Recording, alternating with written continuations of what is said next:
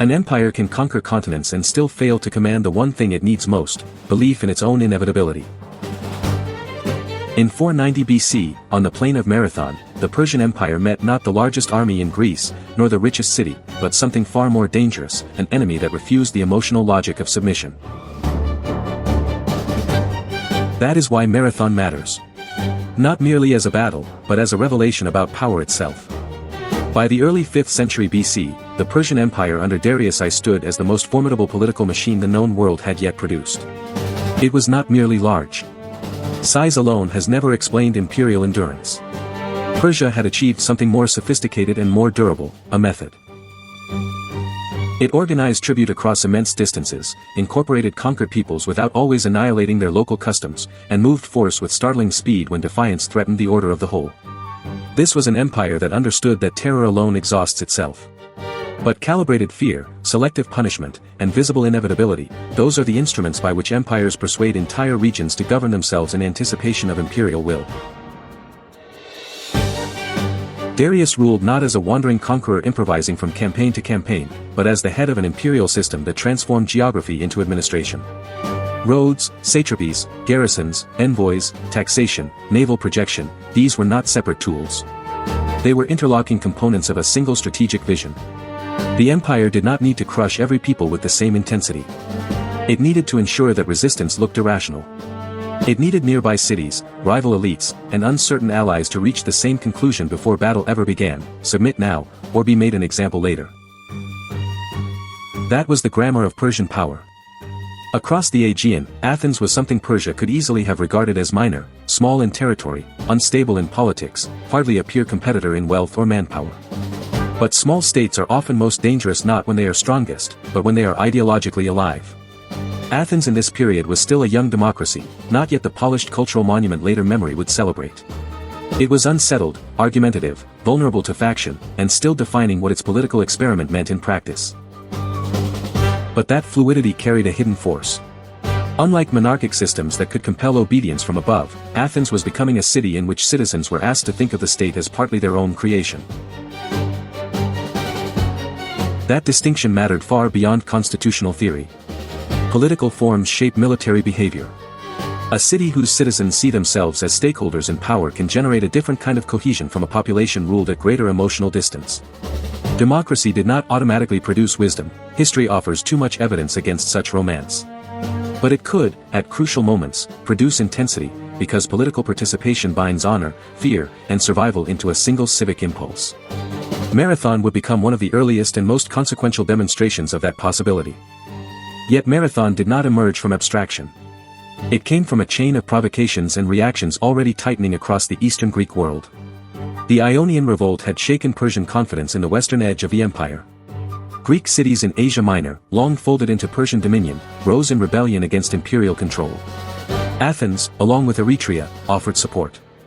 The aid was limited in scale, but empires do not measure offenses only by tonnage or troop numbers. They measure symbols. Athens had inserted itself into a rebellion against Persian authority. It had placed its name on the side of insubordination. Therefore Athens became more than a distant city. It became a lesson to be taught. The burning of Sardis during that wider upheaval, whatever its exact strategic significance, acquired political meaning. Darius was said to have remembered Athens specifically. Whether embellished later or not, the larger truth remains: imperial systems cannot permit peripheral defiance to become contagious theater. If a relatively obscure city-state could strike the empire and escape consequence, what message would that send to subject peoples, wavering elites, or opportunistic rivals? A punitive expedition was therefore not merely retaliation. It was communication. This is the first key to understanding Marathon. Persia did not need to erase all of Greece in a single magnificent blow. Such total ambitions belong more often to later imagination than to practical strategy. Darius needed something subtler and, in many ways, more effective. He needed to establish imperial inevitability in the Aegean. He needed to prove that interference brought punishment, that resistance brought isolation, and that local actors would be safer aligning with Persia than trusting one another. Empires stabilize themselves not only through victory, but through the expectation of victory. Thus the expedition under Datis and Artaphernes combined armed force with political messaging. Islands were approached. Cities were confronted with the ancient calculus of empire: submit and survive under new terms, or resist and become a demonstration. The campaign moved with the confidence of a system accustomed to obedience. It did not require every battle to be apocalyptic. It required enough examples that the next city would hesitate before defiance. Persia was conducting warfare and diplomacy as one continuous act. Athens now faced a strategic contradiction so severe that it exposed the fragility of every new democracy under existential pressure. If the Athenians remained behind their walls and delayed, they risked allowing the Persians to shape events, to devastate the countryside, encourage internal betrayal, perhaps coordinate with factions favorable to tyranny, and pressure the city into psychological collapse. But if they marched out and offered battle on the open plain, they risked destruction at the hands of a larger imperial force with a formidable reputation. Passive caution might save strength in the short term, but surrender initiative in war often means surrendering the battle before it begins. That is why Marathon, as a location, mattered so much. It was not simply a broad plain suitable for deployment. It was a gateway. Its proximity to Athens made it strategically intolerable as a secure Persian lodgment. A Persian army there was not merely present, it was looming. From Marathon, pressure could be applied directly to the political heart of Attica. Therefore the question before Athens was not whether danger existed, but whether that danger would be met while still containable or allowed to mature into catastrophe. At the center of this moment stood Miltiades, one of those historical figures whose importance comes not only from courage but from pattern recognition. He understood Persian methods better than many of his contemporaries because his life had intersected with the wider world Persia dominated. That experience mattered. Too often in history, statesmen project their own habits onto their enemy and therefore misunderstand the logic of imperial action. Miltiades appears to have grasped that the Persians were not simply an invading army to be endured. They were a machine of pressure, spectacle, and momentum. To give such a machine time was to strengthen it. But knowledge alone never guarantees action. Athens was not a monarchy in which one ruler could command and be obeyed. Its leadership structure mattered. The 10 strategoi, the generals, shared authority, and the polemarch Callimachus held a decisive role in moments of division. Here the internal politics of Athens became inseparable from battlefield strategy. Could a democracy, in the face of imperial menace, produce decisive will before consensus dissolved into hesitation? This was more than a military crisis. It was a constitutional stress test. The significance of Callimachus in the tradition is not merely personal. It represents something larger, the thin line between civic debate and civic paralysis. Democratic systems gain strength from contest, scrutiny, and the airing of alternatives. But war punishes delay with unusual cruelty. Information is incomplete. Rumors spread. Enemy intentions remain uncertain. Every faction can dress caution as prudence and action as recklessness. Therefore when Athens chose battle, it was not only selecting a tactic. It was proving that a participatory polity could, under pressure, concentrate its will long enough to survive. Sparta's absence sharpened the stakes further.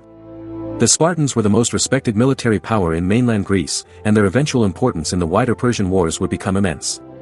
But at Marathon they were delayed by religious observance and distance, a reminder that even disciplined powers are constrained by their own traditions and timing. Athens therefore could not place its fate on the schedule of another city's piety. Reliance on expected rescue is among the oldest strategic delusions. Marathon forced Athens to discover what remained when hoped for reinforcement failed to arrive. Only Plataea stood with Athens in meaningful solidarity, and the significance of that alliance should not be reduced to numbers alone. In the history of interstate politics, small commitments often carry disproportionate moral weight. Plataea's presence signaled that Persian intimidation had not isolated Athens completely. It also signaled something else, that the Greek world, so often fragmented by rivalry, could at least occasionally align around a principle larger than immediate convenience. Such moments are rare because they demand political imagination under fear. Meanwhile, the Persians approached the campaign with assumptions that had been rewarded many times before. Why should they not? Imperial experience teaches habits, and successful habits harden into expectation. Persian commanders had reason to believe that Greek resistance would fracture under pressure, that missile superiority and maneuver would unsettle any heavily armed infantry rash enough to descend onto open ground, and that the aura of empire would do part of the fighting before first contact. Here the fog of war worked in both directions. The Persians likely did not fully know the degree of Athenian cohesion. The Athenians could not fully know Persian intentions, dispositions, or timing. Each side operated not with certainty, but with inference. This is where Marathon becomes an intellectual thriller rather than merely an old battle. The decision before Athens was not between safe and dangerous options. It was between different species of danger, all under incomplete information. If Persian cavalry could be used to maximum effect on favorable ground, the Athenians faced grave peril. If Persian political pressure reached the city before battle, internal instability might become fatal. If delay encouraged Persian adaptation, a difficult problem could become impossible. Therefore Miltiades pressed for boldness because he understood a profound truth of strategy: sometimes the side that appears weaker must accelerate events before the stronger side arranges them properly. When Athens marched to Marathon, it did something psychologically astonishing. It refused the script assigned to smaller powers confronting empires. Lesser states are expected to negotiate, plead, divide, or hide behind walls while waiting for fortune to intervene. Athens instead moved outward. That choice alone carried strategic force. It disrupted Persian assumptions, compressed the timeline, and signaled to allies and enemies alike that this city did not intend to perform submission before the world. In war, morale is not an ornament appended to logistics and steel.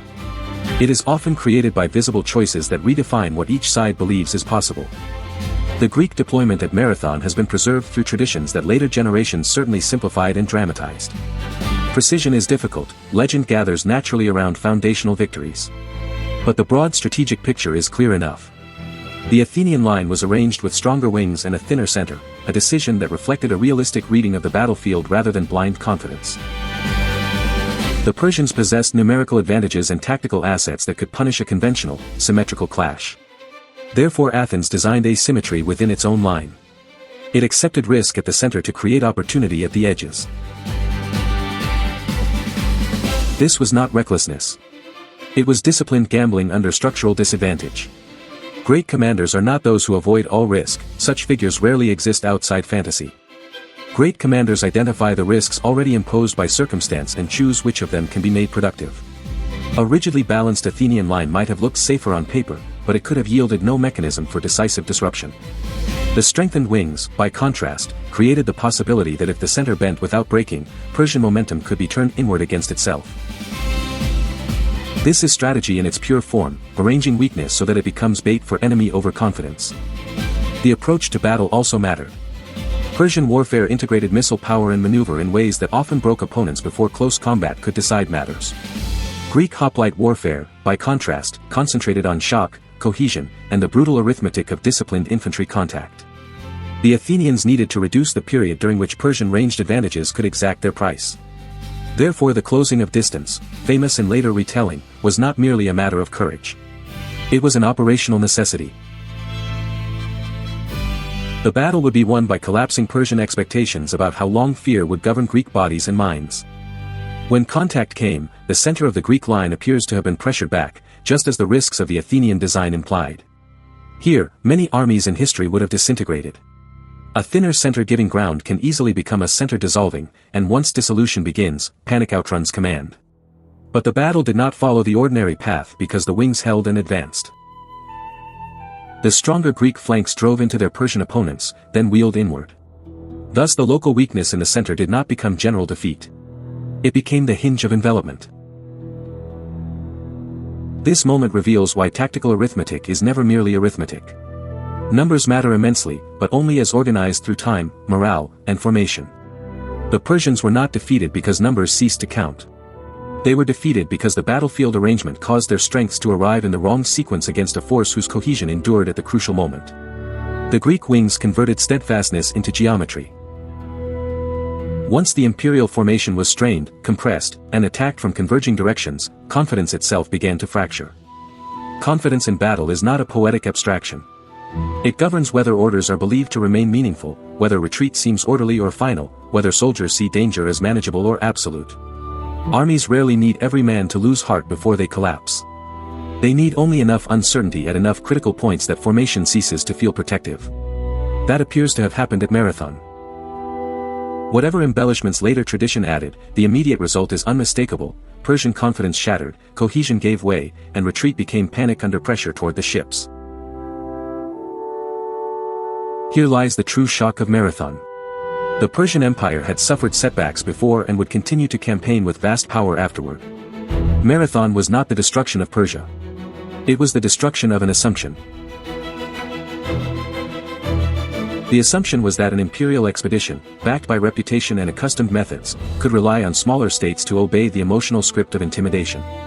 At Marathon, that script failed in full view of the Greek world.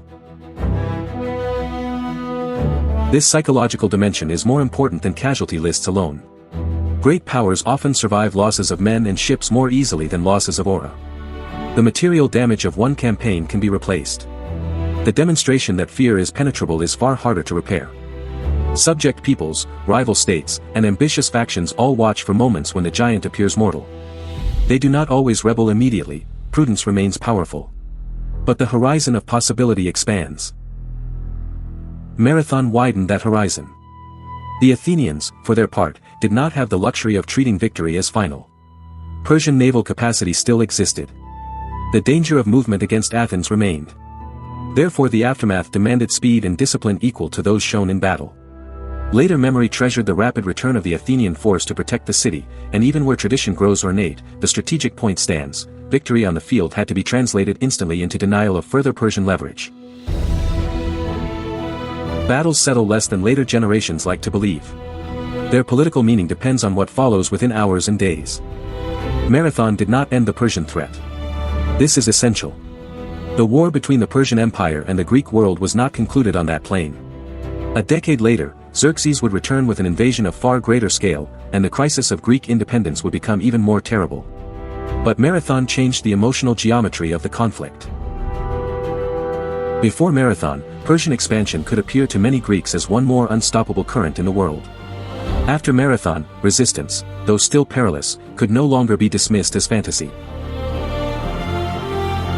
Athens gained from this not merely safety, but legend. Legend is a strategic resource when anchored to real achievement. The city could now tell a story about itself that fused its political experiment with martial competence. Democracy had not produced softness, indecision, or ornamental freedom detached from sacrifice.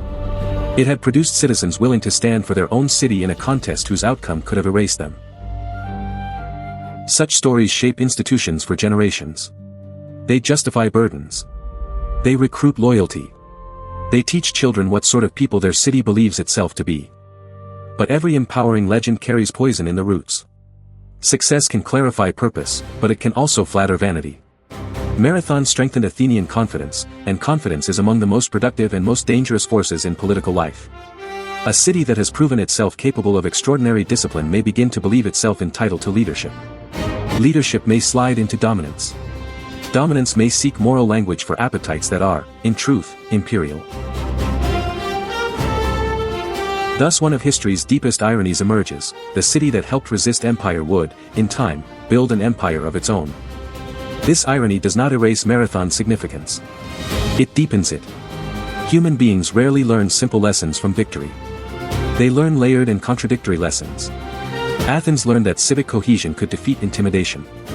But it may also have learned that exceptionalism justified expansion, that destiny favored its decisions, and that power exercised in the name of noble forms remained noble by default. History is crowded with states that mistook one just resistance for a permanent certificate of virtue. Sparta also had to reckon with Marathon's meaning. Athens was no longer merely a politically curious city experimenting with dangerous openness.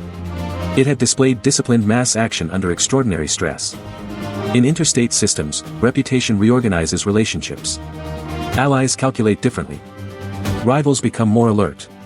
Potential hegemons watch one another with sharpened suspicion. Therefore Marathon did not simply alter the Greek-Persian equation. It also altered the Greek-Greek equation. The future tensions between Athens and Sparta would unfold in a world where Athenian military seriousness had been publicly proven. For Persia, the lesson was equally severe. Large systems are often defeated not because they are weak in absolute terms, but because they misread the determination of smaller societies. Bureaucratic power can gather intelligence, collect taxes, and mobilize armies, but it can still misunderstand meaning. The Persian expedition seems to have assumed that Athens was one more target to be coerced within the standard repertoire of imperial action. Yet some societies, at some moments, cease to calculate according to expected fear. When that happens, the larger power can find its methods suddenly inadequate, not because they were foolish in general, but because they were applied to the wrong political psychology. This is one of Marathon's most enduring insights. Human institutions fail not only from corruption or incompetence, but from category error. They encounter an adversary and assume the adversary is a familiar type. They expect deterrence to deter, pressure to divide, prestige to intimidate. But if the smaller community interprets the conflict not as a bargain over costs, but as a struggle over identity itself, then normal coercive logic weakens. The community may absorb risks that appear irrational from the outside because surrender would destroy the very narrative by which it understands its own existence. Marathon was therefore not proof that the weak always defeat the strong. History would never sustain such a sentimental doctrine. More often, the strong prevail. Resources, scale, and endurance remain enormous advantages. But Marathon revealed a harder and more useful truth: will, timing, and cohesion can overwhelm expectation, and expectation is one of the most fragile materials in history. Once expectation cracks, grand systems can stumble in disbelief before they adapt. The battle also invites reflection on the relationship between political freedom and military obligation. There is a temptation, especially in retrospect, to romanticize democracy as naturally brave and empire as naturally brittle. Such simplifications belong to civic mythology, not disciplined history. Democracies can be cowardly, chaotic, and cruel. Empires can be resilient, administratively brilliant, and militarily adaptive. Marathon matters not because it validates a moral cartoon, but because in this specific case, under this specific pressure, a participatory political order translated civic ownership into battlefield resolve more effectively than the invader anticipated. That distinction is vital. Historical understanding begins when slogans are denied their comfort. Athens did not win because freedom emits magical force. Athens won because leadership recognized the strategic cost of delay, institutions produced a decisive choice in time, soldiers held formation under pressure, and the enemy misjudged the encounter. Noble language may accompany such achievements, but it does not substitute for them. Marathon rewards admiration only when admiration is disciplined by analysis. Then comes the verdict. Marathon was a strategic victory of immense consequence, but not because it saved civilization in the crude, triumphant sense later ages often prefer. Its real significance lies in what it exposed. It exposed that imperial power, however vast, depends on psychological obedience as much as military capacity. It exposed that young political systems can discover steel in the hour of greatest doubt. It exposed that timing, formation, and civic cohesion can defeat superior scale when the larger power misreads what kind of enemy stands before it. The cost was counted not only in the dead on the field, but in the transformation of historical possibility. Athens survived. Persia was checked, not ended. The Greek world was warned, awakened, and set upon a path toward still greater trials. Then comes the modern mirror. Marathon reveals something uncomfortable about modern society and human nature. Institutions today, no less than ancient empires, often mistake size for certainty. Vast states, corporations, bureaucracies, and ideological systems assume that pressure naturally produces compliance. Usually, they are correct, until they are not. Again and again across history, the decisive failure of large systems has been not the absence of strength, but the inability to understand what smaller communities will endure rather than surrender. At the same time, Marathon warns against worshipping defiance for its own sake. Defiance without discipline is theater. Defiance without strategy is martyrdom. Defiance without political cohesion burns bright and dies quickly. The lesson is not rebellion. The lesson is alignment of will, timing, leadership, and shared purpose. And finally comes the legacy question. Marathon leaves behind a problem that no archive can fully settle and no search engine can resolve. When a society discovers, in one great hour of danger, that it is capable of extraordinary courage, what does that knowledge become in the generations that follow? Does it become vigilance, humility, and a deeper devotion to the common good? Or does it become entitlement, the conviction that past sacrifice grants permanent innocence to future ambition? On that question rests not merely the memory of Athens, but the fate of every civilization that survives its first great test.